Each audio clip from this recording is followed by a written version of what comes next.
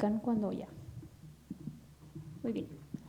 Muy buenos días, tengan todos ustedes. La Universidad Autónoma de Ciudad Juárez y la Universidad Iberoamericana, pendientes siempre de la actualidad en cuestiones macroeconómicas y geopolíticas, se complacen en recibirlos y recibirlas en este conversatorio.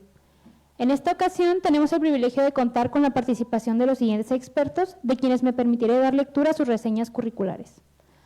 Para comenzar, tenemos al doctor Joaquín Alcaide Fernández, quien es catedrático de Derecho Internacional Público y Relaciones Internacionales de la Universidad de Sevilla. Director de la Revista Española de Derecho Internacional, a cuyo consejo editorial pertenece desde 2017. Antiguo director del Departamento de Derecho Internacional Público y Relaciones Internacionales de la Universidad de Sevilla, 2012 a 2021. Cuenta con más de 100 publicaciones entre libros, capítulos de libros y artículos en revistas. Desde 2008 es responsable del Grupo de Investigación Estudios Internacionales y Europeos, del que fue fundador y anteriormente responsable el profesor Juan Antonio Carrillo Salcedo. Asimismo, ha participado y participa en varios proyectos de investigación competitivos con financiación pública y privada europea y española. Nuestro siguiente ponente es el doctor Iván Escoto, quien estudió licenciatura en Derecho y Filosofía, las maestrías en Estudios Latinoamericanos y en Derecho Administrativo, así como el doctorado en Antropología Social con un enfoque de Antropología Económica. Es profesor de Economía y Derecho en la Universidad Iberoamericana de Ciudad de México y editor técnico de la revista Jurídica Ibero. Asimismo, nos acompaña la doctora Virginia Petrova, quien es licenciada en Derecho y especialista en Derecho Internacional Económico por la Escuela de Derecho de la Sorbona en la Universidad de París. Tiene maestría y doctorado en Derecho Internacional por la UNAM. Actualmente es profesora de tiempo completo en el Departamento de Derecho de la Universidad Iberoamericana, Ciudad de México. Sus principales líneas de investigación son el Derecho Internacional Público y el Derecho Internacional Económico.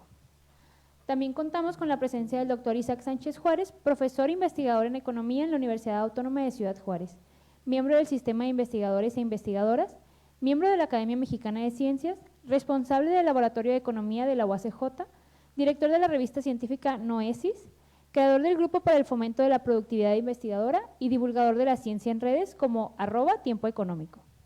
Y por último tenemos al doctor Luis Ernesto Orozco Torres, licenciado en Derecho por la UACJ, maestro en Derecho Internacional Penal por la Universidad Internacional de Andalucía, España, doctor en Derecho por la Universidad de Sevilla, España, profesor investigador de la Universidad Autónoma de Ciudad Juárez desde 2009, miembro de la European Society of International Law de Detroit Internacional, miembro de la Asociación Española de Profesores de Derecho Internacional y Relaciones Internacionales, miembro del Sistema Estatal de Investigadores de Chihuahua desde 2010, investigador del Sistema Nacional de Investigadores Nivel 1 del 2013 a la fecha.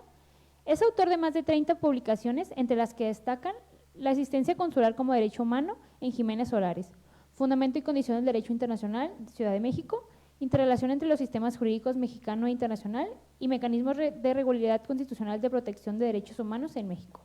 Agradecemos profundamente su participación en este conversatorio. Y sin más preámbulos, cedo la palabra al moderador del conversatorio, al doctor Luis Ernesto Orozco. Muchas gracias, Azul, por sus cálidas palabras y su bienvenida. Muchas gracias quiero empezar con los agradecimientos, por supuesto. Muchas gracias a las dos instituciones que nos apoyan, que es la Universidad Iberoamericana y también la universidad sede de este evento, bueno, sede en presencia, ¿no? De la Universidad Autónoma de Ciudad Juárez a través del Instituto de Ciencias Sociales y Administración. Bueno, ya fueron presentados mis compañeros, quiero agradecerles por la invitación. Muchas gracias, va a ser algo muy interesante, ¿no? Vamos a hablar de cosas tan importantes como, por ejemplo, el lunes negro, ¿no? Lo que se acaba ya de nombrar como el lunes negro, que por supuesto voy a molestar aquí a mi compañero y a mis otros compañeros que están en línea para que hablemos de este lunes que fue justo ayer, ¿no? Tal cual, poquísimas. Y bueno, quiero empezar con algo que hablábamos los compañeros y yo antes de comenzar, y decíamos, bueno, puede uno acercarse a mucha información en los telediarios, en internet, en los blogs, bla, bla, bla, pero suelen ser análisis e informaciones muy, muy tecnificadas. Incluso para mí, que no soy economista, pero algo me entero, pues se usan conceptos sumamente técnicos que obviamente solo entienden los economistas. Y por eso, bueno, vamos a tratar, o una de las funciones de este conversatorio es precisamente acercar el conocimiento a las personas que no están versadas en esto, ¿sí? Es una forma de divulgar el conocimiento que todos ustedes tienen, que todos mis compañeros tienen, y vamos a acercarlo a las personas que nos están escuchando y nos hacen el favor de conectarse con nosotros. Miren, una pregunta muy recurrente, ¿no? Así básica, pero de veras muy recurrente. Incluso mi esposa me lo dijo hace un par de días, me dijo, oye, amado esposo, me dijo, está bien, entiendo lo que está haciendo Trump, o bueno, quiero entender, bla, bla, bla, pero ¿qué es un arancel? ¿Qué es eso? ¿Con qué se come, no? Y claro, yo sentí una gran responsabilidad de contestarle porque ella es profesora de primaria y dije, seguro me está transmitiendo una pregunta que le están haciendo sus alumnos. Y qué importante, ¿no? Que ella como profesora tenga esa información para que la divulgue, a la vez la baje con sus alumnos y ellos puedan discernir lo que está pasando e incluso informar a sus comunidades y, por qué no, a sus familias, desde luego. Así que, doctor Isaac Sánchez, que es nuestra vaca sagrada aquí en la UACJ de Economía, ¿qué es un arancel? Sí, por supuesto, Luis. Un saludo ahí a Iván, a Joaquín, a Virginia, y un gusto compartir este espacio con ellos ahí a la distancia. Y bueno, vamos a arrancar para la gente que nos está viendo digitalmente y claro también para los chicos que están aquí presencialmente, aclarando algunos conceptos del evento. Lo primero quisiera antes, Luis, de ir a aranceles directo al tema es guerra. Se habla de una guerra, entonces tenemos un conflicto en los hechos. No es un conflicto de carácter militar, es decir, no hay una confrontación entre ejércitos rivales, o sea, entre el ejército de Estados Unidos, de Canadá o México, sino es una guerra de carácter comercial. Y cuando utilizamos la expresión comercio, a lo que ahí ya nos estamos acercando al asunto, aludimos a exportar y a importar. Es decir, a cosas que nosotros le vendemos a otros países, a eso le llamamos exportaciones, y a cosas que nosotros le compramos a otros países, a eso le llamamos importaciones. Y eso en general, exportación, importación, es el comercio. El comercio, en teoría, debería de ser libre, es decir, las mercancías que se requieren deberían de estar fluyendo las fronteras sin ninguna restricción, deberían de estar pasando fácilmente. Claro, poniendo algunas restricciones obvias, por ejemplo, en términos de salud, es decir, productos que se tienen que vigilar, productos que a lo mejor dañan los sectores agropecuarios de otras naciones, se tienen que cuidar, y en general algunas normas que seguro los compañeros hablarán sobre la parte jurídica, normas que también se tienen que cumplir en función de cómo deberían de ser los consumos. Entonces tenemos estos aspectos en el comercio, lo que exportamos, lo que importamos, y debería de ser en teoría libre. Sin embargo, lo que ocurre es que de repente algunas naciones consideran que estratégicamente sería conveniente imponer, y fíjense la expresión que estoy utilizando, imponer un arancel. Y entonces aparece esa expresión arancel, en inglés es tariffs, es el equivalente, también algunos el arancel en México le dicen las tarifas. Y bueno, las tarifas o aranceles son impuestos, es decir, son obligaciones que tienen que pagar las personas cuando deciden traer una mercancía desde el extranjero. Cuando alguien decide llevar a cabo una importación de algún producto, pues lo que va a ocurrir es que se tiene que pagar por traer ese producto a la nación que lo está solicitando. En el caso en el que estamos en este momento ahorita, en la relación México-Estados Unidos, me voy a centrar solamente en ella, pues lo que ocurre es que los norteamericanos, como decisión de su presidente, tendrían que pagar, al menos hasta ahora, el 25%. Acuérdense que esto ocurrió el día 2 de abril, el día 2 de marzo, perdón, el 25% al valor de todo lo que están importando. Entonces, es una cifra muy elevada, porque básicamente significaría que cualquier cosa que un ciudadano norteamericano solicita desde territorio mexicano, pues va a enfrentarse a que tendría que pagar sobre el valor de lo que esa mercancía tiene en el mercado a un 25% adicional. Pero recuerden que luego el presidente Trump tuvo una reunión telefónica con la presidenta Sheinbaum, esto fue el jueves por la mañana, y llegaron al acuerdo de que estos aranceles se hacían a un lado, es decir, que no iban a ocurrir.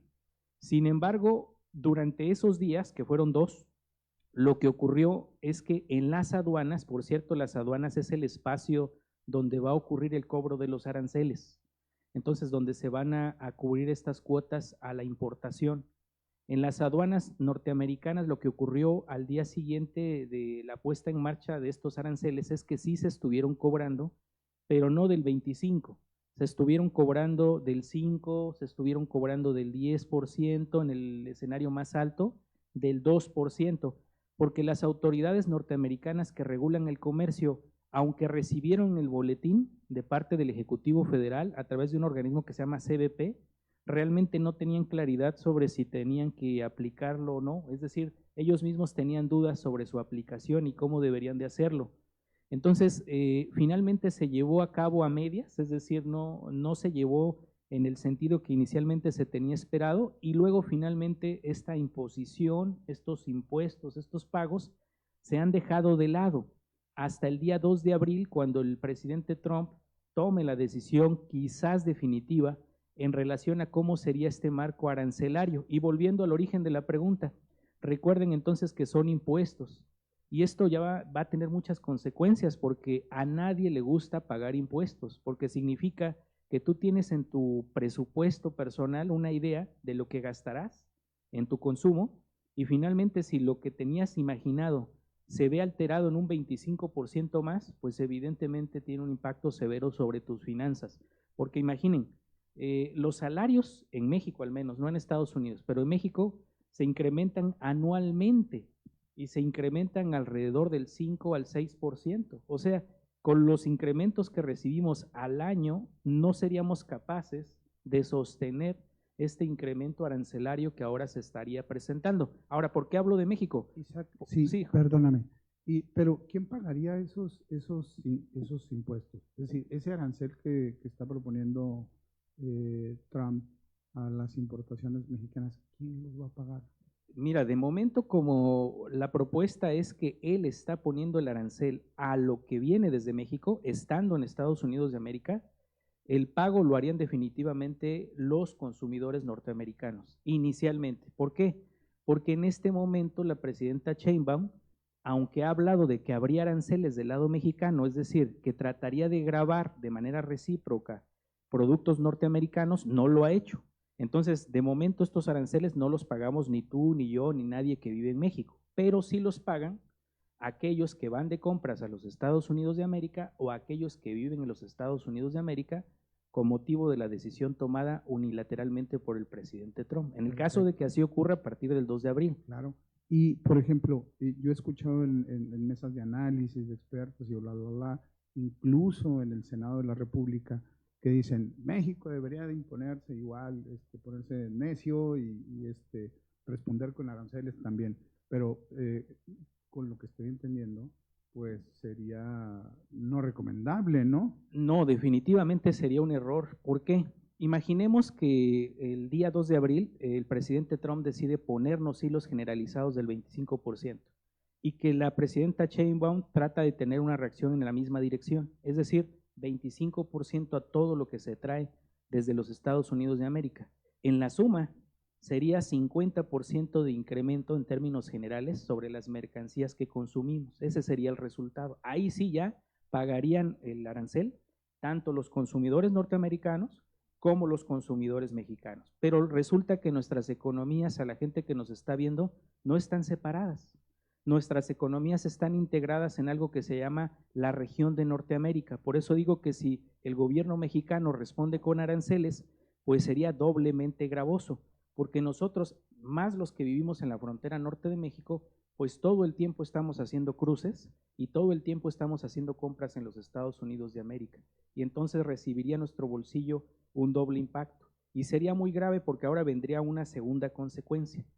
Al encarecerse todo, habría empresas que seguramente no tendrían ya margen de operación porque dejarían de vender, es decir, ya nadie les estaría comprando porque tú, yo, la gente que nos ve diría, no, pues ya 50% de incremento al producto que ocupaba, llámese un pantalón, un televisor, un teléfono celular, un automóvil, pues ya no me alcanza, ya no tengo la capacidad. Entonces, ¿qué hace el consumidor?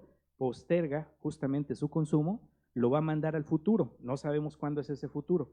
Lo posterga, en el Inter las empresas no tienen con qué pagar salarios, con qué pagar costos de producción y se tienen que ir a la quiebra. Entonces el segundo efecto inmediato de una política arancelaria de este tipo, una guerra comercial, pues es el cierre de las empresas y con la consecuente pérdida de empleos. Es decir, si en teoría tú buscabas con el arancel crear empleos en tu país, estás teniendo el efecto contrario. Y para muestra un botón, entre 2017 y 2021 Trump ya fue presidente de los Estados Unidos de América y nos amenazó por un periodo bien corto con aranceles y los puso sobre el acero y el aluminio. ¿Qué ocurrió? En Estados Unidos de América se perdieron oficialmente 75,000 empleos en industrias asociadas al acero y al aluminio. ¿Cuáles son estas? Las industrias de refrescos, las industrias automotrices, las industrias de componentes electrónicos y, más grave, la industria de la construcción. Se ven afectadas cuando hay aranceles al acero y al aluminio. Y hoy recuerden que se está hablando, el presidente Trump dijo, entre tanta confusión que tiene o presenta en su discurso, que el día de mañana, miércoles, se van a poner en operación esos aranceles a acero y aluminio, que a México no le afectan tanto, les voy a ser sincero, porque no les vendemos tanto, pero a Canadá sí, que es el otro socio de la región de Norteamérica. Y recuerden que somos una región, que somos socios, que somos naciones amigas económicamente.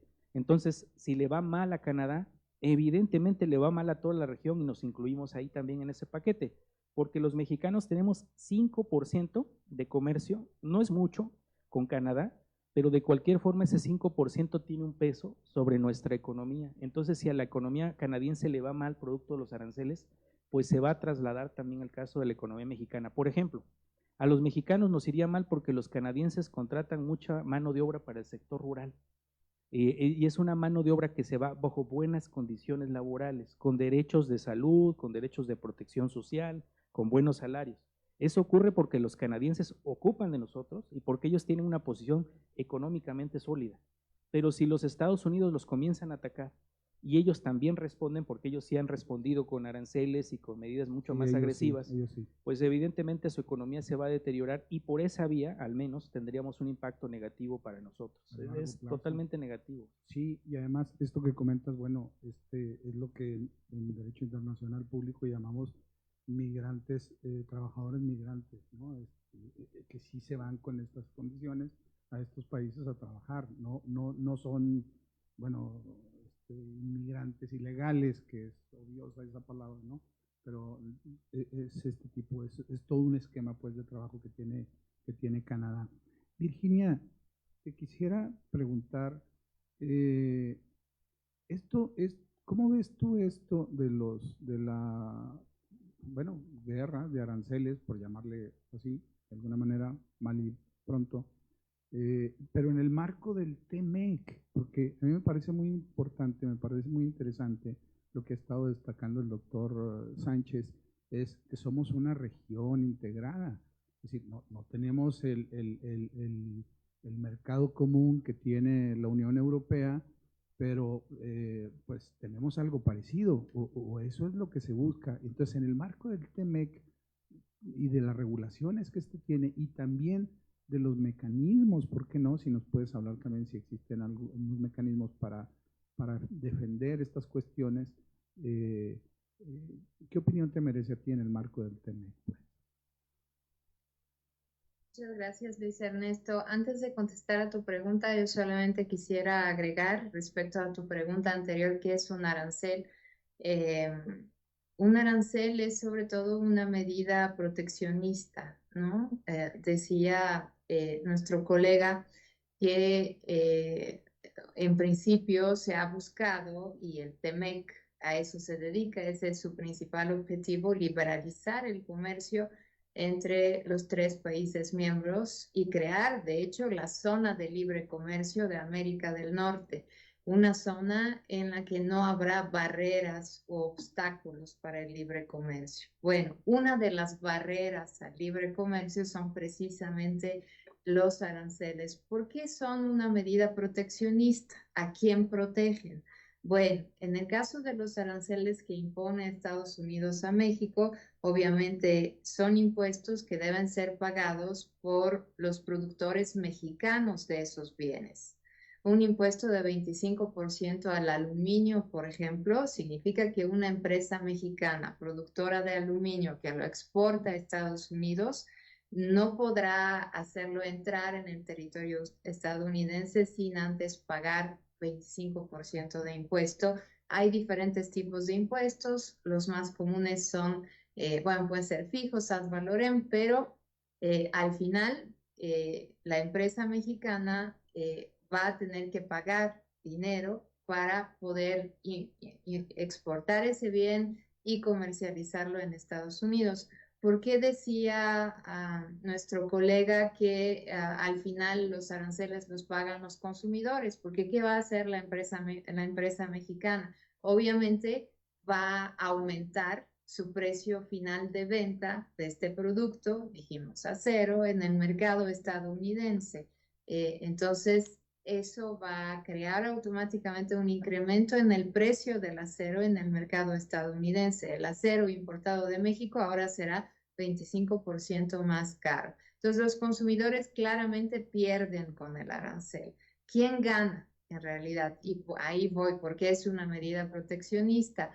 Pues ganan los productores de acero estadounidenses, porque ahora el acero mexicano será más caro, será encarado por el arancel, y eso hará que su precio ya no sea tan competitivo frente al precio que pueden ofrecer los productores estadounidenses.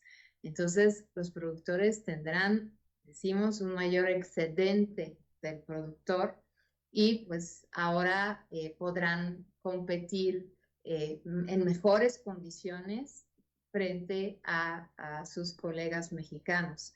Es decir, es una intervención del gobierno estadounidense destinada a favorecer los productores nacionales de los bienes sujetos a aranceles y, por supuesto, pues desfavorecer a los productores mexicanos de esta misma categoría de bienes.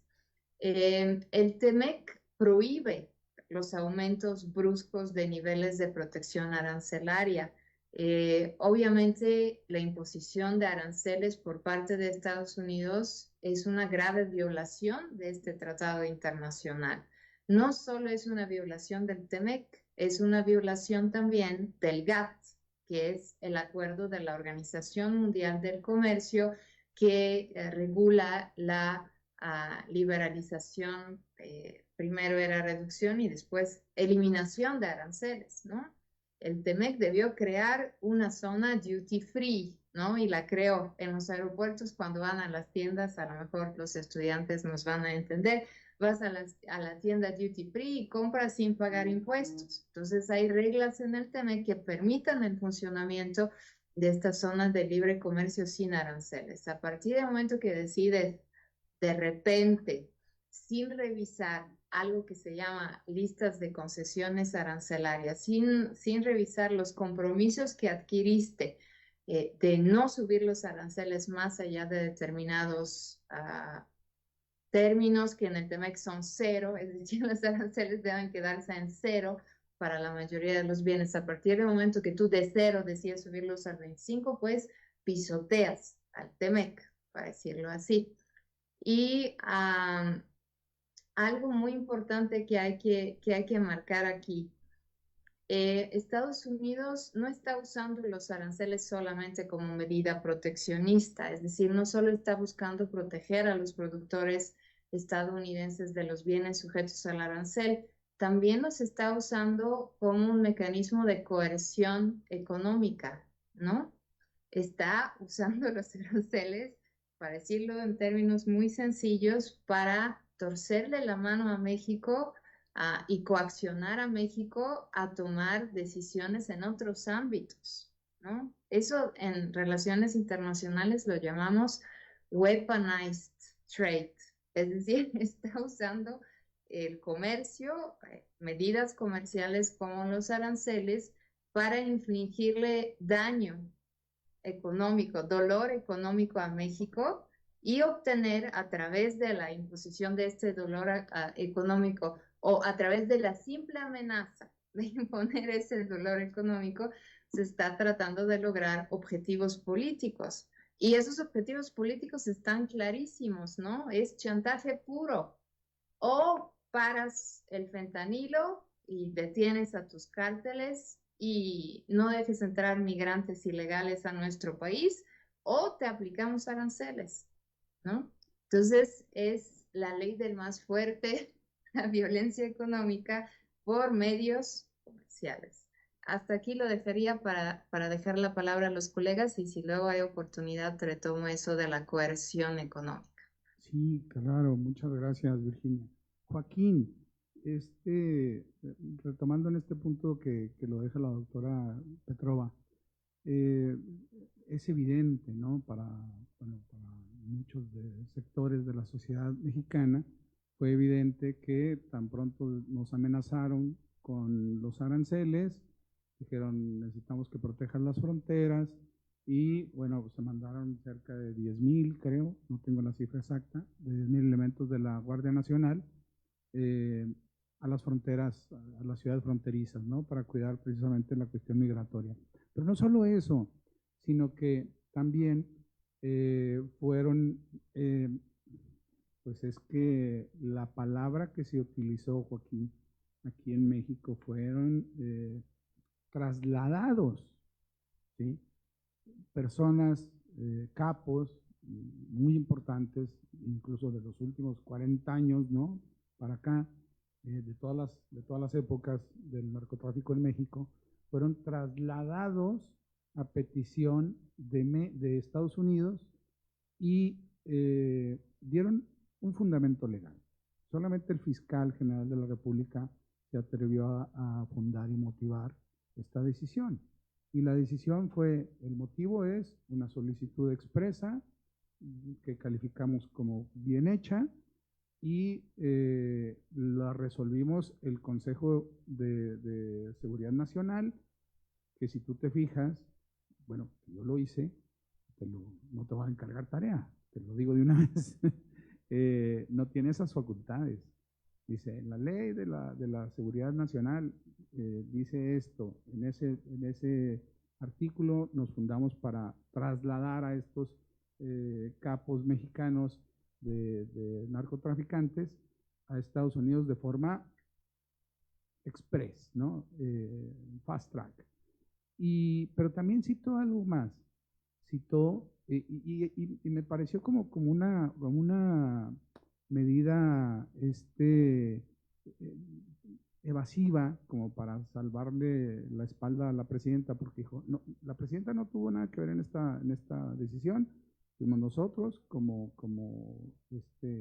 esta entidad del Consejo de Seguridad Nacional quienes decidimos hacer este traslado de presos y de capos, ¿no? Por un supuesto, y aquí viene la motivación, por un supuesto temor de que fueran liberados por este poder judicial que es corrupto y no sé qué más, ¿no? Pero otro de los fundamentos que dio fue la Convención de Palermo, y entonces obviamente también me fui a la Convención de Palermo y bueno, corrígeme si me equivoco, Joaquín, por favor, pero la palabra traslado ni siquiera está en la Convención de Palermo. Lo que habla es de extradición. ¿Cómo lo ves tú como experto en Derecho Internacional, por favor? Bueno,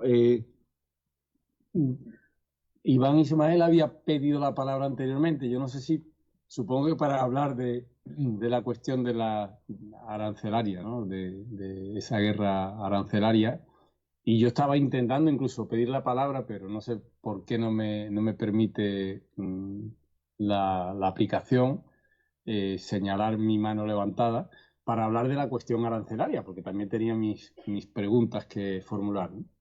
Pero bueno, ya que ha hecho una introducción Luis Ernesto, si os parece, Iván, hago una pequeña consideración en relación y enlazando justamente con lo que había dicho anteriormente Virginia, ¿no?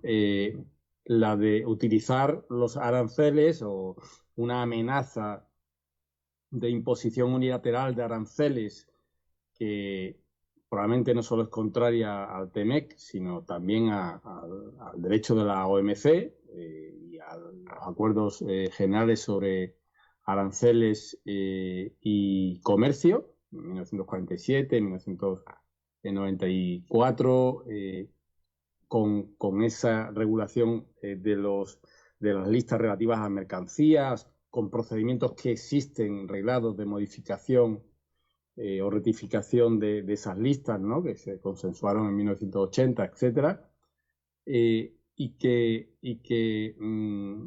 han provocado, y es una de las cuestiones que yo quería preguntar, han provocado llamada a consultas o convocatoria de consultas por parte de China, en primer lugar, y de Canadá, pero no de México, en el seno de la OMC. Es decir, que han, digamos, iniciado los trámites conducentes a suscitar una controversia, ¿no? Que habría de resolverse a través de los cauces multilaterales e institucionales de la OMC, ¿no? Pero, bueno, esta cuestión relacionada con lo que había dicho Virginia de la utilización de una amenaza, porque de momento no deja de ser una amenaza que no ha sido materializada o que no ha sido puesta en vigor, de imposición unilateral de aranceles, que no ha sido contestada o reciprocada, si queremos, por México, pero sí la presidenta ha dicho que, bueno, que México tomará sus decisiones en su momento para obtener otras ganancias o otros beneficios en otros ámbitos, ¿no? Y de hecho, Trump está, no sé si como argumento moral o argumento político, pero poco jurídico, hablando del fentanilo, ¿no? Y de la introducción de drogas, el comercio ilegal de fentanilo o el tráfico ilegal de fentanilo en Estados Unidos, ¿no? Y lo ha utilizado tanto para Canadá como México como China, por la utilización de los precursores, etcétera, etcétera, ¿no? Entonces, claro, sobre esa base, bueno, pues quizás en México se haya tomado la decisión esta de forma al margen del derecho, aceptar una solicitud de traslado de personas detenidas en prisiones y que cumplen condenas. No sé cuál es el estado o el estatuto, la condición de cada uno de los 29 narcos que han sido trasladados a Estados Unidos. No sé si están cumpliendo condenas, si están esperando un proceso, si están durante un juicio en prisión provisional. No lo he estudiado, pero de cualquier forma hay cauces legales, es decir, en los tratados, sea tratados antiterroristas, sea la Convención de Palermo en relación con el crimen organizado transnacional, se prevén traslados o entregas de personas al margen de la extradición como una forma de cooperación judicial. Es decir, por ejemplo, para testificar en un proceso que está abierto en un tercer estado, ¿no? O para, incluso, obviamente, a través de cauces que suelen ser la extradición y que los tratados suelen ser base suficiente para la concesión de la extradición, lo otro sería una exigencia de derecho interno que la decisión fuera tomada no por el gobierno, por los jueces, o que hubiera intervención judicial y no solo gubernamental, etcétera, etcétera. Pero sí existen posibilidades de trasladar a personas a efectos de ejercer una cooperación judicial en materia penal, ¿no? Pero creo que no es el caso. Creo que no sé si se ha solicitado la entrega para que coadyuven en procesamientos. Sí sé que uno de ellos, el que más, no recuerdo los nombres, el que más ha sido mencionado en la prensa, pues era buscado desde hacía muchos años como uno de los culpables o de los que habían participado en el asesinato de un agente de la DEA en México, ¿no? Y obviamente los narcotraficantes tienen crímenes que pueden ser juzgados tanto en México como en Estados Unidos. Es decir, Estados Unidos tiene jurisdicción o tendría jurisdicción a efectos del ejercicio de una acción penal por parte de sus autoridades.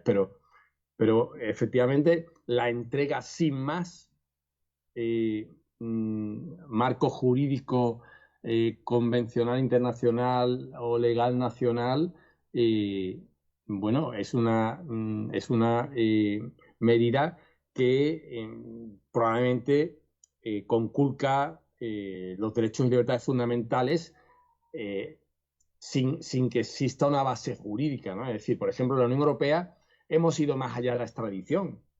Quiero decir, hemos simplificado la extradición y hemos aprobado a través de una directiva, o en principio una directiva marco, después una decisión marco, después una directiva, un procedimiento de lo que denominamos la euroorden, ¿no? Una orden europea de detención y entrega, que es superar la complejidad y la dimensión política de la extradición, en la que necesariamente, por análisis de derecho comparado, intervienen los gobiernos de los estados y se tramita y se posibilita a través de una decisión gubernamental, aunque sea instada desde el Poder Judicial. En cambio, la Orden Europea de Entrega y de Detención y Entrega es tramitada exclusivamente a través de cauces judiciales y con exclusiva intervención judicial. Pero claro, tiene una base jurídica. La base jurídica es la directiva y la base jurídica es la ley nacional, las leyes nacionales de transposición de la directiva. Y esa base jurídica es una base jurídica en la cual se tiene en cuenta el respeto de los derechos y libertades fundamentales, obviamente, del estatuto jurídico de la persona detenida y que es entregada, ¿no? Ahora, si es entregada por un Consejo de Seguridad Nacional al margen de cualquier intervención judicial, pues obviamente las dudas respecto de su conformidad con el respeto de los derechos y libertades fundamentales es más notorio, ¿no?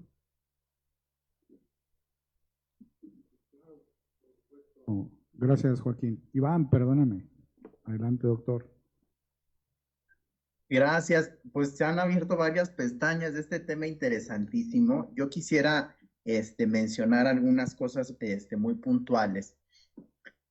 Porque primero, sobre la pregunta de qué son los aranceles, bueno, me parece muy pertinente decir que son un instrumento económico, pero a mí me gustaría hacer un instrumento económico de protección, ¿no? al mercado nacional, vamos a decir, en este caso Estados Unidos. Pero a mí me gustaría subrayar algo que mencionaba Virginia sobre la dimensión política, ¿no? O sea, el arancel como instrumento político.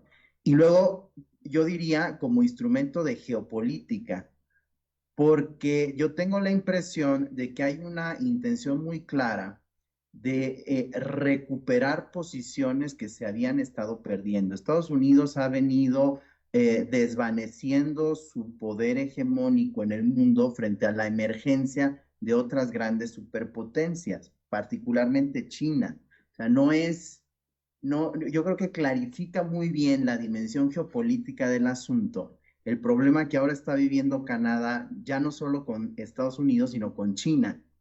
Estas últimas declaraciones del gobierno chino de retailing, como le llaman ellos, de 100% aranceles a los productos canadienses, yo creo que es de preocuparse y sobre todo para entender qué es lo que realmente significan los aranceles, realmente en quién están pensando y a quiénes afectan. Yo creo que este es un problema que tendríamos que ver en múltiples dimensiones y en múltiples actores.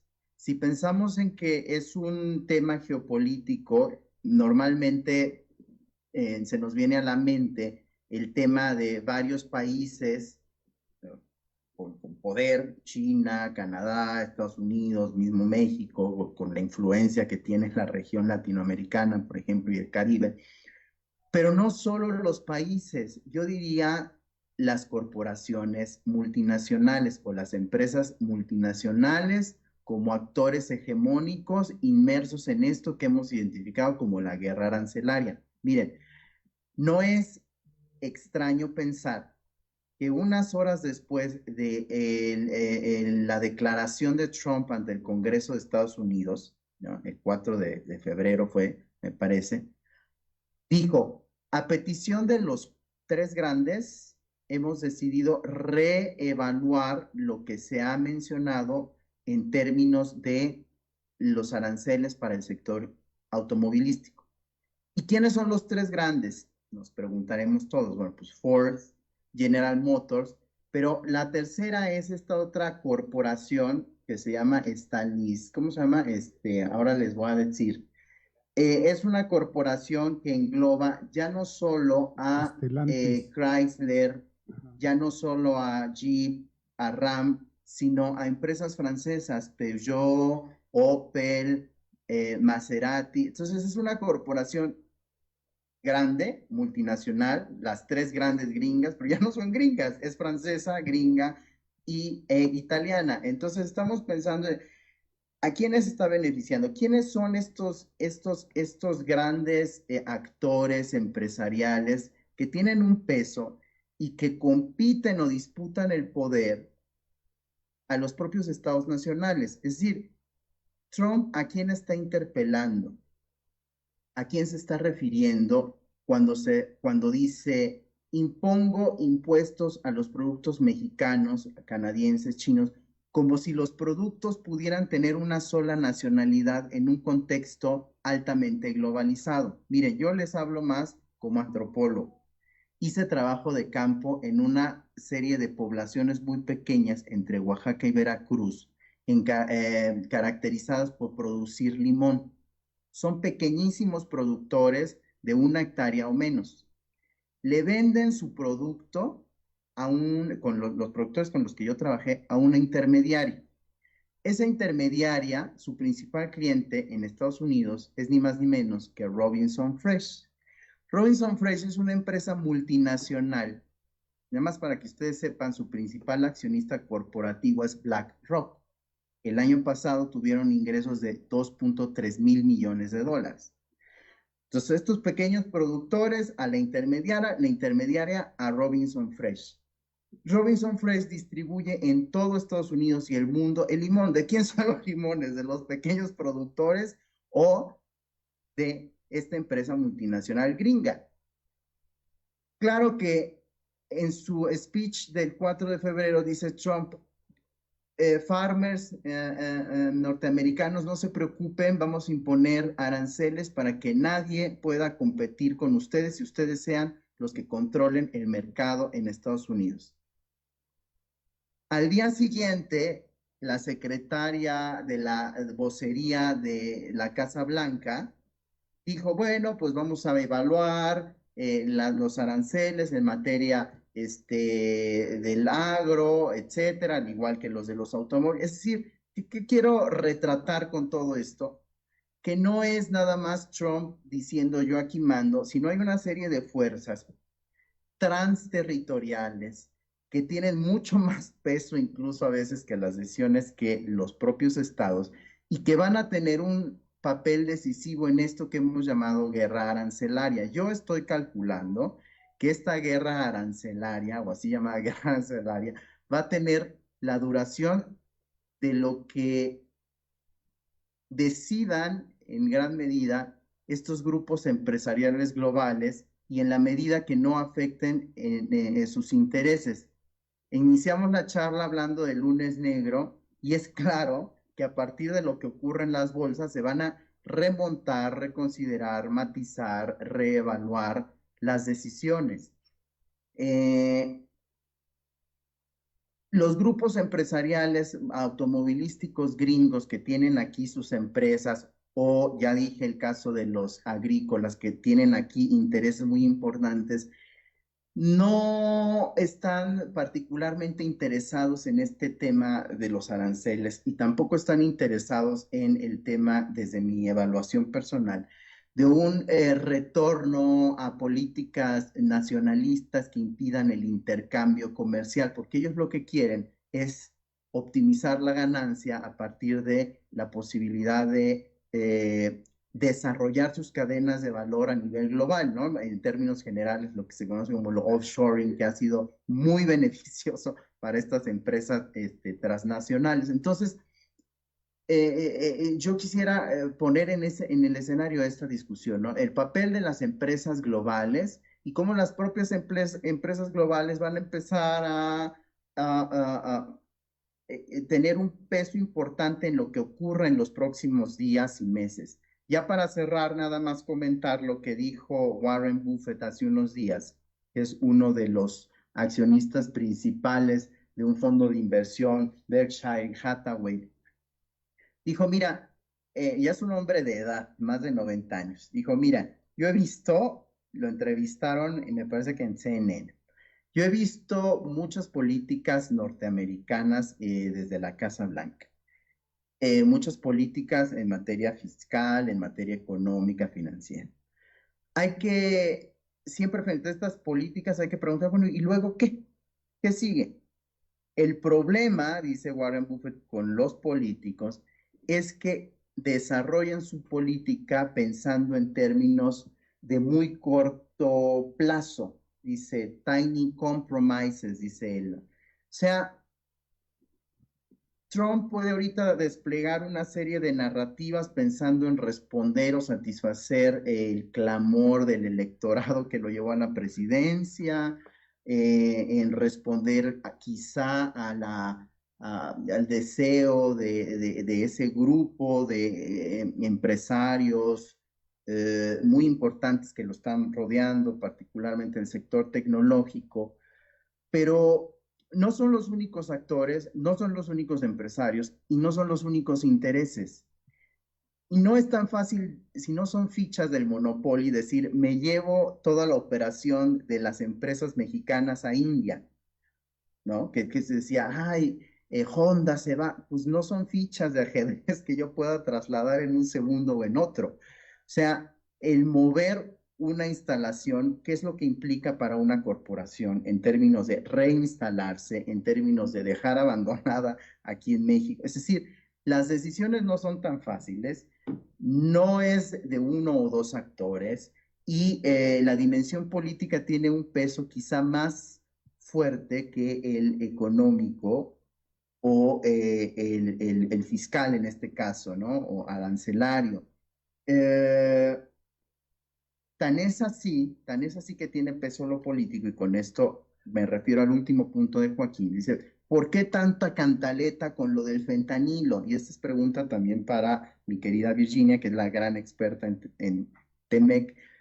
Yo pienso que el gran énfasis de este rollo del fentanilo, porque en el fondo hay una intención de decir, claro, voy a argumentar una excepción, ¿no? Una excepción de seguridad esencial para incumplir de manera unilateral las disposiciones del TEMEC. Y este es un argumento político como si Estados Unidos no tuviera, o el gobierno norteamericano no tuviera responsabilidad en este problema que se vive del narcotráfico. Es decir, una vez más, la complejidad del fenómeno geopolítico, económico, social. No es un solo actor, el responsable no solo es Estados Unidos o Canadá, el tema del fentanilo. Y la decisión sobre los aranceles, que pareciera que está en estos momentos en boca de Trump, yo estoy calculando que en breve pues va a quedar desarticulada por otros intereses mucho más poderosos que las propias, vamos a decir, ocurrencias, ¿no? de la Casa Blanca, ¿no? Entonces, hasta aquí mi lectura en este primer saque. Muy bien, gracias Iván. Pues yo creo que seguro nos van a ver en Wall Street, ¿no? Y con tu intervención, ya no vamos a tener un lunes negro próximamente, ¿no? O sea, decir, este es un bravucón, está blofeando, ¿no? Y tranquilos, no pasa nada, ¿no? Se le va a bajar. Entonces, bueno, me está pidiendo la palabra el doctor Sánchez, pero por alusión, Virginia, por favor. Y luego el doctor Sánchez. Ay, bueno, no, no quisiera. Yo todavía sentí una fuerte crítica de parte de Joaquín hace rato porque dijo, bueno, es violación del TEMEC, es violación del GATT. Canadá sí ha demandado y México, ¿por qué no demanda? Me sentí mal y te voy a decir la verdad de las cosas, Joaquín. ¿Por qué nosotros no demandamos esa clarísima violación del TEMEC? ¿Y por qué México en realidad es víctima de una violencia económica, de una agresión económica a manos del presidente Trump? Pues porque somos completamente dependientes de la economía de Estados Unidos. Cuando se firmó el TLCAN primero y después el TEMEC, las tres economías eran gravemente asimétricas, ¿no? Tenemos un gigante en el centro, un país con una economía muy madura y muy desarrollada más al norte, y tenemos a México al sur, que es una economía emergente, un país en vía de desarrollo y gran parte de su población vive en condiciones de pobreza y de pobreza extrema. La idea era que a través del libre comercio promovido por el TLCAN se iban a igualar las condiciones económicas, es decir, que México se iba a volver mucho más desarrollado de lo que era en 1992, cuando el presidente Salinas de Gortari decidió negociar el TEMEC.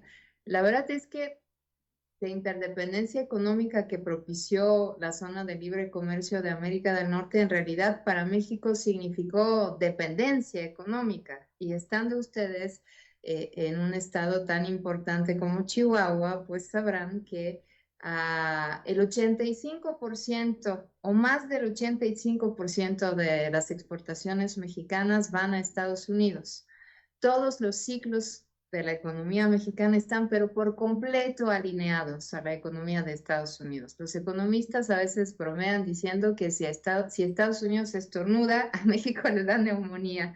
Entonces, esta tan grande, tan patente dependencia, pero es una dependencia casi completa, ¿no? Yo no sé de otro país en el mundo que haya confiado tanto en un socio comercial como para mandarle casi el 90%. En 2024 fueron 88% de las exportaciones. Entonces, pues esa dependencia hace que sea un escenario muy propicio para la violencia, ¿no? Y si quieren una analogía muy fuerte, acaba de pasar el 8 de marzo, la dependencia económica en todos los contextos, entre países o entre personas, es terreno muy fértil para el desarrollo de la violencia, ¿no?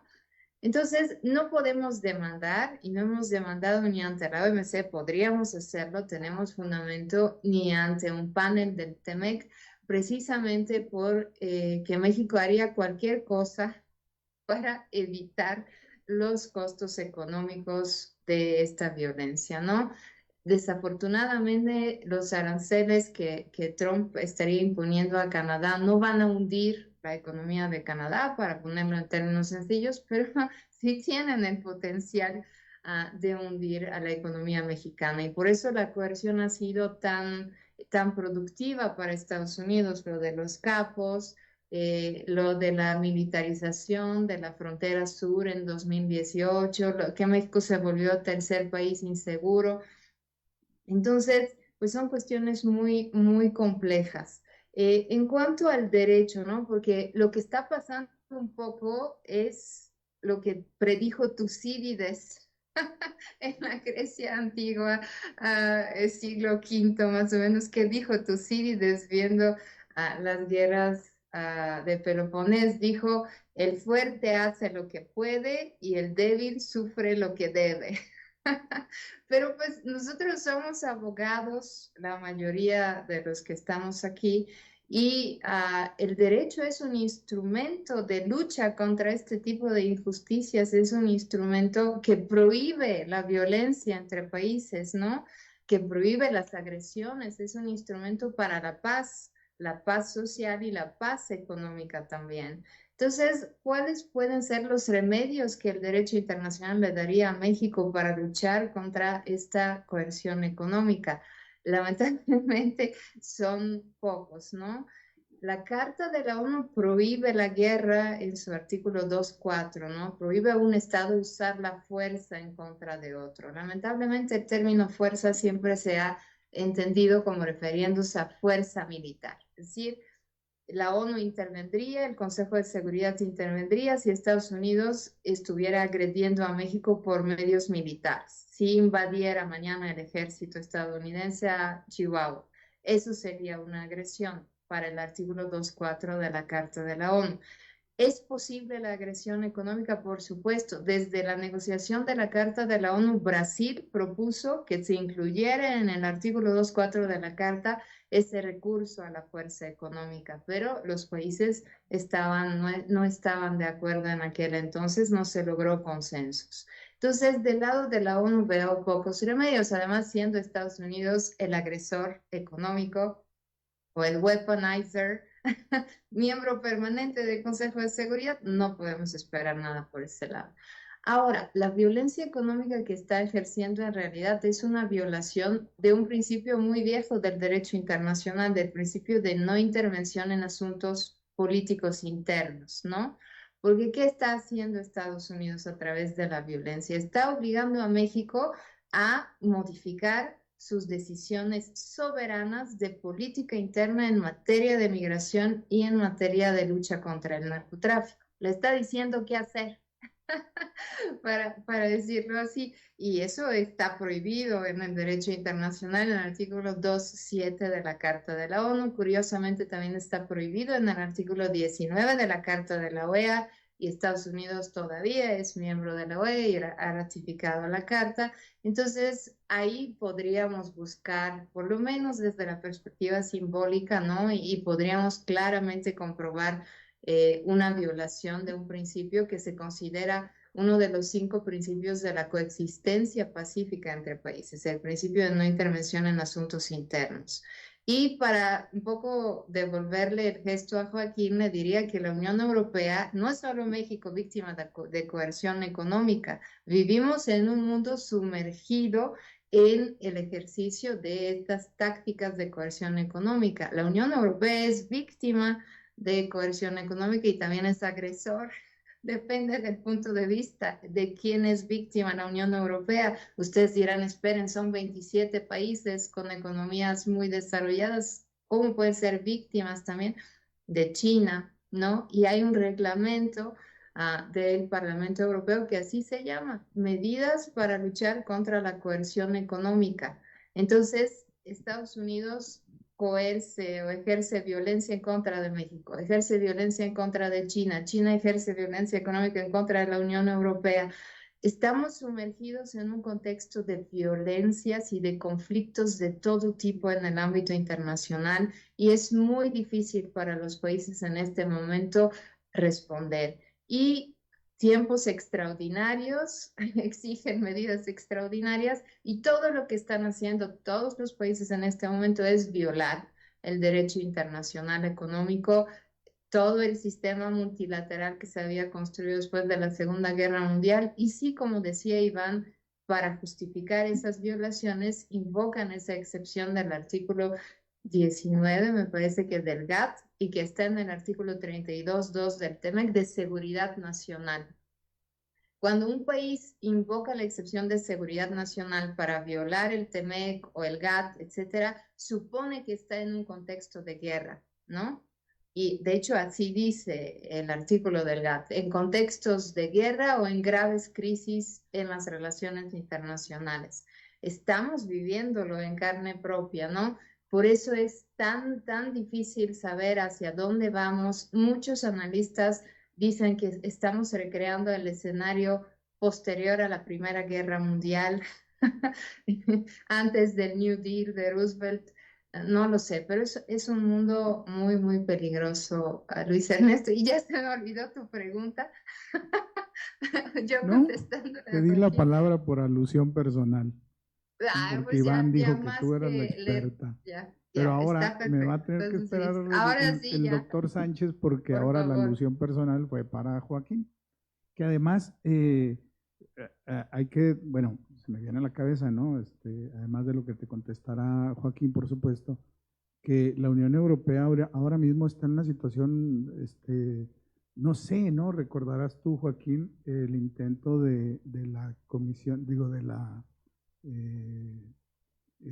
Comunidad Europea de Defensa. Entonces, ahora escuchando a la Unión Europea, digo, parece que lo quieren revivir, ¿no? Este proyecto que en realidad no funcionó en los 50 y bueno, es también parte de la reacción que está teniendo la Unión Europea ante, bueno, pues ante un actor político, un global player que está siendo sumamente agresivo, ¿no? En muchos frentes. Pero bueno, fue por alusión personal, Joaquín, adelante. Bueno, yo no me he sentido aludido, pero aprovecha.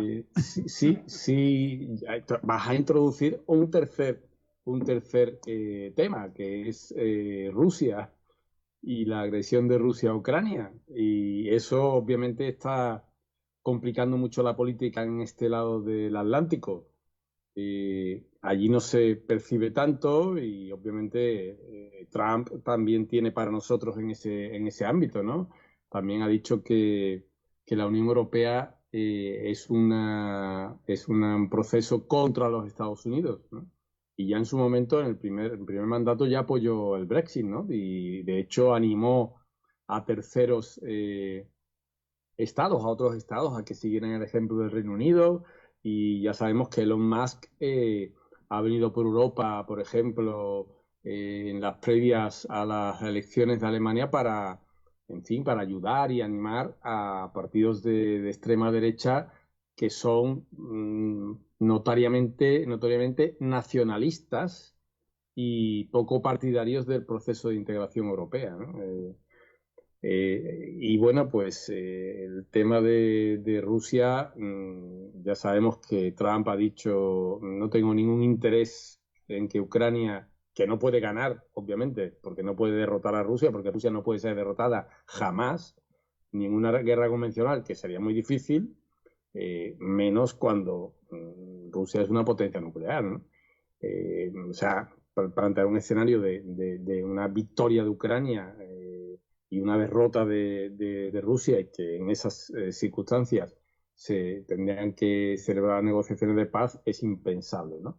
Pero bueno, eso es una cosa, y otra es el planteamiento de Trump de decir, bueno, yo quiero acabar con la guerra en 24 horas, que ya han pasado 24 horas, pero quiero acabar con la guerra, ofreciendo a Rusia bueno, pues beneficios en el proceso de paz, marginando a Ucrania, marginando a la Unión Europea, y como una forma, entiendo también, de debilitar el tándem, por la parte más débil, el tándem Rusia-China, porque realmente la competencia de los Estados Unidos de América desde hace años es Asia y es China. Es decir, el pivote de Asia estaba en la administración de Obama, y Biden y Trump lo ha retomado, ¿no? Lo que pasa es que, bueno, pues Europa y Oriente Medio se obstinan en captar la atención de los Estados Unidos, ¿no? Ucrania, la agresión de Rusia, el 7 de octubre de 2023 también en Israel. Y bueno, pues no puede soltar ese lastre que creo que es para la administración norteamericana, pues la defensa de Europa en general, ¿no? Ya en la Primera Guerra Mundial, en la Segunda Guerra Mundial, les costó mucho trabajo entrar en la guerra, ¿no? Sí, hay una parte de la población norteamericana que los Estados Unidos. Yo nunca sé cómo llamar a los Estados Unidos de América, ¿no?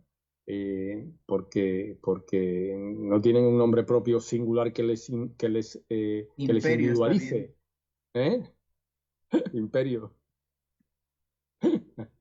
Bueno, has introducido, por tanto, ahí una variante que también de alguna forma está haciendo daño a la Unión Europea, ¿no? Porque la Unión Europea es la que está llevando, y más ahora con Trump, el peso de las sanciones económicas contra Rusia, ¿no? Que tampoco parece que estén haciendo mucho daño, ¿no? Pero efectivamente la Unión Europea es una potencia comercial y por tanto también cuida de sus intereses, ¿no? Es decir, tiene unos valores, pero también tiene unos intereses en ese difícil equilibrio. Y cuando puede, pues come al pez pequeño. Es decir, yo creo que la competencia, bueno, es sana y, bueno, pues la liberalización siempre es estratégica en función de dónde somos más competentes o más competitivos, nos abrimos, y donde somos menos competitivos nos cerramos, ¿no? Y bueno, estoy de acuerdo con Virginia con que no hay instrumentos jurídicos salvo en los tratados comerciales, porque en Naciones Unidas, obviamente, ni el principio de prohibición del recurso a la fuerza armada, ni el principio de no intervención, bueno, pues son aplicables. Bueno, el principio de no intervención sí es aplicable aquí, pero obviamente no daría lugar a una amenaza a la paz, quebrantamiento de la paz, un acto de agresión, y en todo caso, si diera lugar, ahí están los Estados Unidos, obviamente, para vetar, ¿no? Por tanto, eso es un debate ya. Yo también quería introducir una cuestión, ya abundando, ya he tomado nota, obviamente, de que México depende casi absolutamente de los Estados Unidos de América, casi el 90% de las exportaciones. Y bueno, no sé, por lo que decía antes el doctor Sánchez, del daño que hizo los derechos de aduana, los aranceles que se impusieron en relación con la industria de acero, de aluminio, en los propios Estados Unidos de América. No sé si le he escuchado yo a Trump el argumento también de que estos aranceles lo que pudiera llevar es a relocalizar industrias, de forma que si la globalización ha permitido deslocalizar buscando ventajas competitivas en mano de obra barata, por ejemplo, Trump dice, si quieren que no les cobremos, que vengan aquí y produzcan aquí. De forma que se cree el empleo y la riqueza en territorio de los Estados Unidos de América, ¿no? Y yo creo que un poco por ahí viene la dependencia económica de México, ¿no? Por esa deslocalización de las industrias, ¿no? Por manera en el norte, ¿no? Pero bueno, que yo no me había sentido aludido, Virginia. Pues estupendamente. Doctor, ahora sí, perdóname. Aquí estaba con la tentación de opinar, porque la verdad que lo que aportó Virginia, Iván y Joaquín es muy interesante y estuve tomando mis notas. Yo quisiera regresar a la audiencia que nos sigue. Estamos definitivamente en una guerra comercial y en esta guerra juega un rol importante los aranceles, y quisiera volver a retomar el asunto de qué son los aranceles, qué uso tienen, porque Virginia lo mencionó y quiero reiterarlo. La primera es que los aranceles tienen la intención de generar ingresos para el país que los va a imponer. En este caso, los Estados Unidos de América quiere fortalecer su tesoro por la vía de la imposición de aranceles, tratando en la idea utópica de que generaría más recursos para el Estado, y el Estado a su vez con esos recursos llevar a cabo acciones para la promoción del desarrollo económico, insisto, de América o de Estados Unidos de América. También la idea es que los aranceles tratan de proteger las industrias nacionales. Esta es la idea del nacionalismo económico que Trump desde la versión 1.0 ha estado proponiendo, de hacer grande a Estados Unidos de América de nuevo. Y la tercera tiene que ver con el equilibrio entre desigualdades económicas regionales en costos de producción. Claramente esto no se cumple en la relación México, Estados Unidos y Canadá. Ahí los únicos que hemos estado perdiendo somos nosotros durante décadas. Ya son 40 años de pérdida económica neta para la economía mexicana, es decir, son 40 años de triunfo para Canadá, pero particularmente para los Estados Unidos de América.